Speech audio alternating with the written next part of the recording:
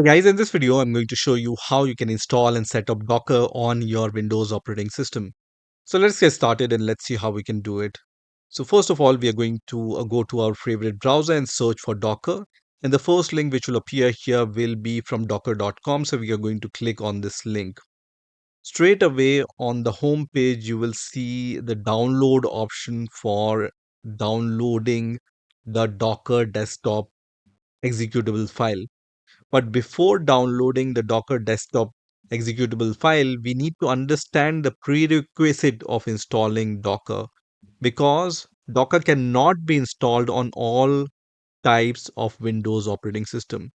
So for that, just hover over this developers section here, and we are going to click on the documentation section. So just click on the documentation section, which will redirect us to docs.docker.com webpage. Here, don't click on the download the Docker desktop for Windows. Here, just click on get started link and then just click on get Docker link. And under get Docker link, you can just click on this link which says Docker desktop for Windows. And now we can see the official documentation page for install Docker desktop on Windows. I'm going to put this link in the description of this video also. So if for some reason you can't reach to this page, you can just click on this link directly and come to this page. So here, when we scroll down a little, we can see the system requirements. And here are the system requirements for downloading and installing Docker. Now, in the most common case, you might be installing Docker via the WSL tool. This is selected by default. But if you want to install Docker via Hyper-V or WSL2 backend for ARM, then you can select other tabs here. So just select this default tab, which is WSL2 backend x8664, and these are the requirements. So you need to have one of these versions of Windows in order to install Docker. And then you need to turn on the WSL2 feature for Windows. We are going to see how we can do it in few seconds. And you need to have the 64-bit processor, 4 GB of system RAM, and you need to have this feature enabled, which is the virtualization feature. So let's see how we can check whether virtualization is enabled or not. So you need to right click on your Windows icon. This is not a left click, but a right click, right? And then you need to click on Task Manager here. Once Task Manager opens, you can click on these Open Navigator and then click on Performance tab here. And here you will see this virtualization section here, which is enabled in my case. So for installing Docker, this virtualization should be enabled. If you see this option disabled, then you need to enable it via the BIOS setting of your Windows operating system. So in my case, it's already enabled and you can verify it like this. Let me close this and go to the web page once again. And I already have the 64-bit processor and this much amount of RAM. So my operating system supports the installation of Docker. When I scroll down a little, you can see how you can verify the WSL version. So I'm going to just copy this command and then open the PowerShell or command prompt on my Windows operating system. So just search for PowerShell here and run the PowerShell as an administrator. So you need to select this option instead of just opening the PowerShell. Use this option which says run as administrator, which is going to start the PowerShell as an administrator, right? Here, you just need to paste the command we have copied, which is WSL space hyphen hyphen version, and then press enter. And it's going to show you this kind of warning which says the Windows Subsystem for Linux is not installed. You can install it via this command, right? So This is the most common scenario because WSL is not installed. So we are going to see how we can install WSL. At this point, you can just press Control C to close this command. So press Control C and you will come out of this command. Let's go to the web page once again. And this is what it is talking about, that if you don't see any output, then you need to follow these two commands, which is WSL space hyphen hyphen install to install WSL. So let's give this command. I'm going to copy this command and paste it into my terminal. Also, let me make the fonts a little bit bigger so you can see those. So I'm going to go to the font section and let me make it 24 and then click on OK. And now you can see those commands in a better way. So command is this one, WSL space hyphen install.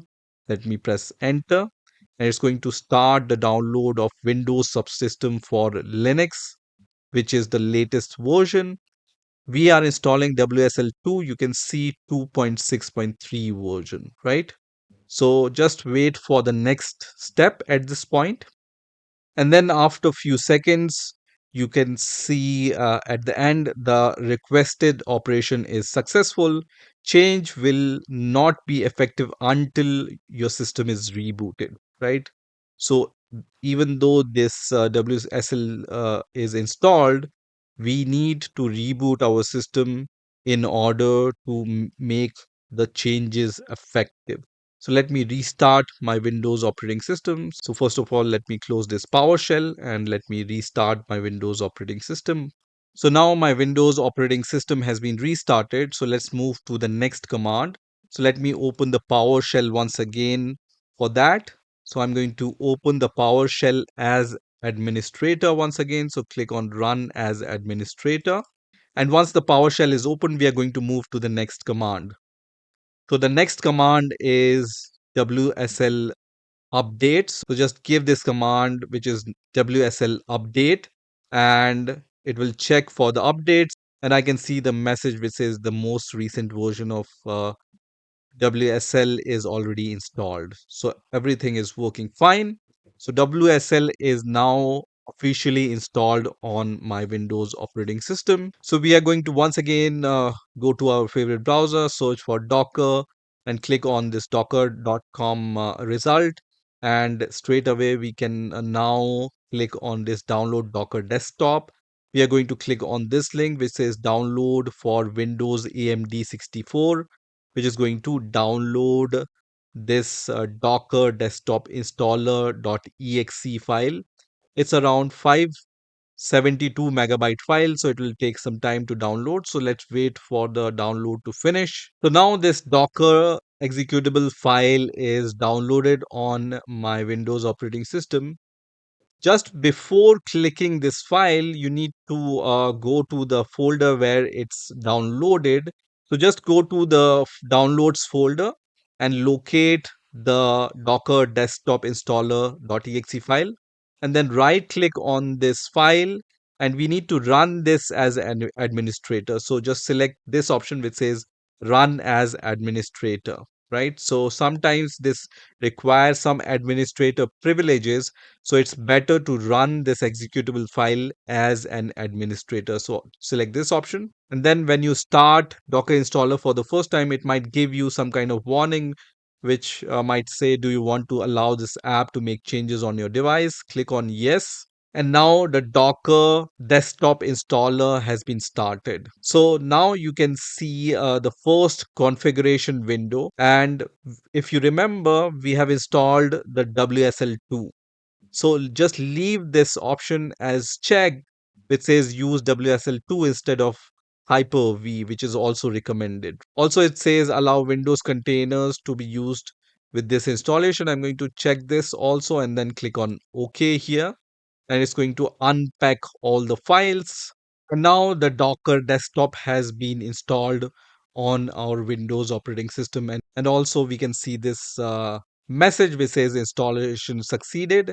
At this point, we just need to click on close and restart, which is going to restart your Windows operating system. So I have restarted my Windows operating system once again. And this time I can click on this Windows icon and then click on all. And then under D, I will be able to see the Docker desktop here. So click on Docker desktop now, and it's going to launch the Docker desktop on our Windows operating system. And now I can see this subscription agreement window. At this point, you just need to click on accept. And now I can see this kind of Docker desktop window, right? So at this point, you need to decide if you want to use Docker for work or personal use. This is just for the personal use, so I'm going to just select personal. And then you should have a Docker account on Docker Hub. Or if you don't have the Docker account, you can create one using these options which are listed here. It's better to create a Docker account so that you can use the Docker Hub in a better way, in a sense that you will be able to push your images to the Docker Hub and pull the images from the Docker Hub. And in that way, it's very useful. And once you have logged in with your Docker account into your Docker desktop, then it's going to look like this. So I already had a Docker account. So I have logged in with that Docker account. But if you don't have the Docker account, you can create one and log into the Docker desktop. Now on the Docker desktop, you can see these kind of options. So from here, you can see the images which are installed locally, and you can also see the Docker Hub images. So what are the images which are present on Docker Hub? Also, you can see the volumes and then Kubernetes related settings here, and you can also see the Docker Hub. So you can even search for the Docker images. For example, if I search for hello world image, which we use just to check whether Docker is working fine or not, it's going to give us this result here, right? So just click on the hello world, and you can see it has been downloaded or pulled 1 billion times, right? So it's the first command generally user runs to check whether Docker is working fine or not. And when you click on this option, when you scroll down, you can just copy this command, which is docker run hello world, and it's going to just give you hello from Docker in response, and that will make sure that Docker is working fine on your system. So let's copy this command and open any command prompt or PowerShell, right? So this time I'm going to just type cmd here and open the command prompt. And once command prompt is open, I'm going to paste this command and then press enter.